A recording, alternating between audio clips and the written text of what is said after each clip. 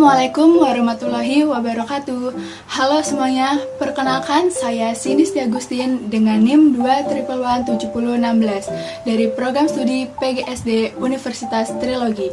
Di video ini saya akan menjelaskan materi mengenai komponen-komponen pengembangan kurikulum untuk memenuhi tugas ujian tengah semester pengembangan kurikulum dengan dosen pengampu Ibu Febrianti Yuli Satriani, SPDI, MPD.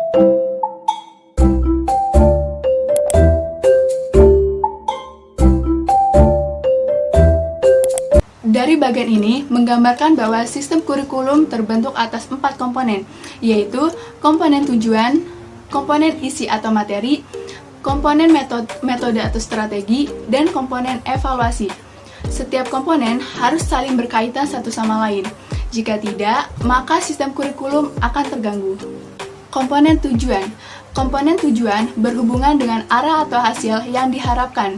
Tujuan kurikulum berhubungan dengan misi atau visi sekolah, serta tujuan setiap mata pelajaran, dan tujuan proses pembelajaran. Tujuan pendidikan diklasifikasikan menjadi 4, yaitu ada tujuan pendidikan nasional, tujuan institusional, tujuan kurikuler, dan tujuan pembelajaran. Tujuan pendidikan nasional bersumber dari sistem nilai Pancasila yang dirumuskan dalam Undang-Undang Nomor 20 Tahun 2003 Pasal 3, bahwa pendidikan nasional berfungsi mengembangkan kemampuan serta peradaban bangsa yang bermartabat, bertakwa kepada Tuhan Yang Maha Esa, berakhlak mulia, berilmu, cakap, mandiri, kreatif, dan menjadi warga negara yang bertanggung jawab.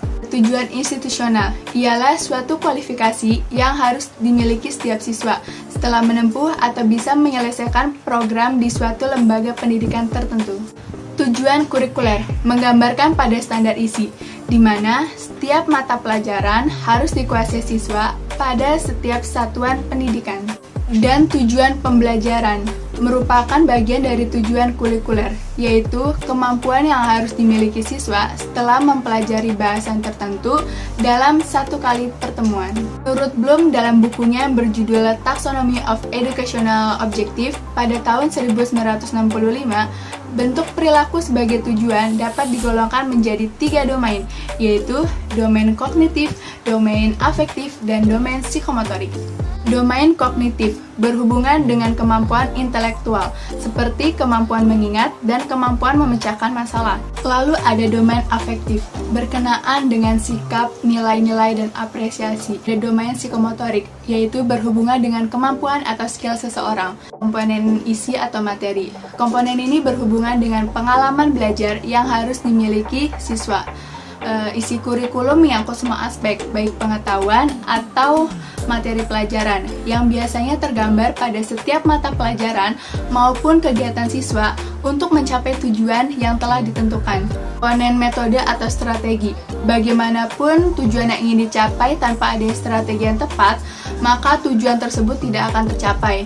Nah, strategi diartikan sebagai pola atau urutan dari perbuatan guru dan siswa dalam mewujudkan kegiatan belajar mengajar untuk mencapai tujuan. Sedangkan metode adalah untuk mengimplementasikan rencana yang sudah disusun dalam kegiatan nyata agar tujuan yang telah disusun tersebut bisa tercapai. Misalnya untuk melaksanakan strategi ekspositori bisa digunakan metode ceramah sekaligus metode tanya jawab bahkan diskusi.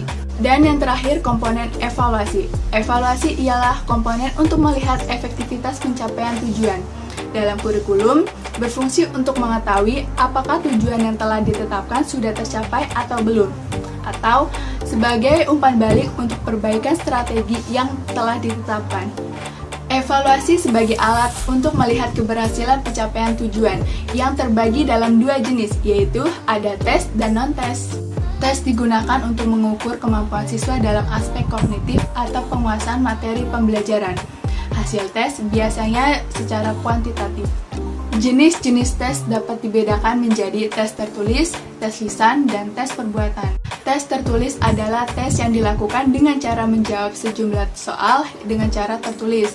Nah, tes ini terbagi menjadi 2, ada tes esai dan tes objektif. di mana tes esai adalah tes dengan menjawab pertanyaan secara terbuka, yaitu menguraikan atau menjelaskan kalimatnya sendiri. Sedangkan tes objektif itu bentuk tes dengan memilih jawaban yang sudah ditentukan. Misalnya bentuk tes benar salah, tes pilihan ganda, tes melengkapi, dan tes menjodohkan. Tes lisan adalah bentuk tes dengan menggunakan bahasa lisan untuk menilai kemampuan nalar siswa. Dan tes perbuatan adalah tes dalam bentuk peragaan untuk mengetahui kemampuan dan keterampilan siswa mengenai sesuatu. Contohnya, memperagakan suatu alat. Non-tes adalah alat evaluasi untuk menilai aspek tingkah laku seperti sikap, minat, dan motivasi. Di non-tes ini terbagi menjadi beberapa jenis seperti observasi, wawancara, studi kasus, dan skala penilaian. Demikian penjelasan video yang dapat saya sampaikan. Kurang lebihnya mohon maaf dan semoga bermanfaat untuk kalian semua. Wassalamualaikum warahmatullahi wabarakatuh.